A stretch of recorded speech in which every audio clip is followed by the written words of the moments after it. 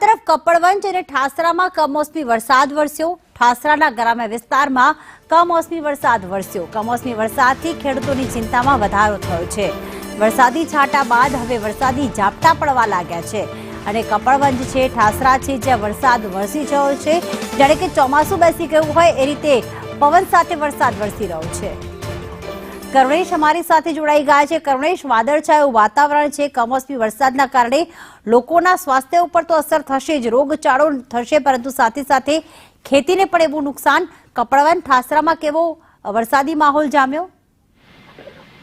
જી પ્રીતિ, તો જે રીતે હવામાન વિભાગ દ્વારા અગાઉ આગાહી કરવામાં આવી હતી અને તે મુજબ જ અત્યારે વરસાદની પરિસ્થિતિ પણ જોવા મળી રહી છે। વાતાવરણમાં પલટો જોવા મળી રહ્યો છે। વહેલી સવારથી ખેડા જિલ્લાના અનેક વિસ્તારો હોય, કપડવંજ હોય, ઠાસરા હોય, મહેમદાવાદ હોય, નડિયાદ હોય, બહુસા હોય, કઠલાલ હોય, આ તમામ જે વિસ્તારો છે એ વિસ્તારોમાં વાતાવરણમાં પલટો જોવા મળ્યો, જેમાં વહેલી સવારથી ગાઢ ધુમ્મસવાળું વાતાવરણ જોવા મળ્યું હતું અને સાથે સાથે વાદળછાયું વાતાવરણ પણ જોવા મળ્યું હતું અને ત્યારબાદ ક્યાંક ધીમી ધારે તો ક્યાંક વરસાદ વધુ માત્રામાં વરસાદ જોવા મળ્યો હતો। ત્યારે કમોસમી વરસાદને કારણે હાલ તો બિલકુલ રોગચાળો આગામી સમયમાં ફેલાવાની ભીતિ તો સર્જાઈ જ રહી છે। સાથે સાથે ખેડૂતો પણ હવે ચિંતામાં મુકાયા છે। ધીમી ધારે તો વરસાદ પડ્યો છે, પરંતુ જો આ વરસાદનું પ્રમાણ વધશે તો ચોક્કસથી ખેડૂતોના જે તમામ જે શિયાળુ પાક છે તે શિયાળુ પાકમાં ખૂબ જ નુકસાનીનો સામનો કરવો પડે ખેડૂતોએ, તે પ્રકારની પરિસ્થિતિ સર્જાઈ શકે છે। પ્રીતિ, આભાર તમામ વિગતો માટે કરુણેશ।